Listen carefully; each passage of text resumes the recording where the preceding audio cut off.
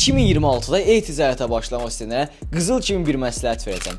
Bu işə yeni başlamısınızsa və hər hansısa bir əvvəl təcrübəniz olmayıbsa, qətiyyən hisslərinizə və ya ürəyinizə qulaq asmayın.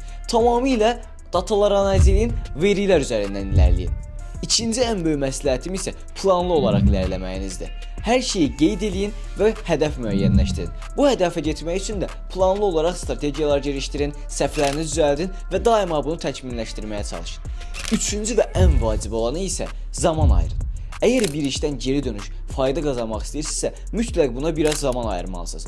Və bu zamanı ayırdığınız sahə e-ticarətdirsə, xüsusən də beləncəsində genişlənən və müasir bir ticarət sahəsidirsə, sizin həyatınızı dəyişdirə biləcək qədər faydalı olacaq.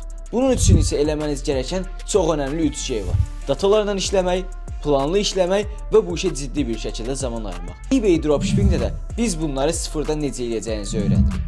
Əgər sən də yeni ildə e-ticarətə sıfırdan və sürətli bir şəkildə başlamaq istəyirsənsə, indi mənə yaza bilərsən.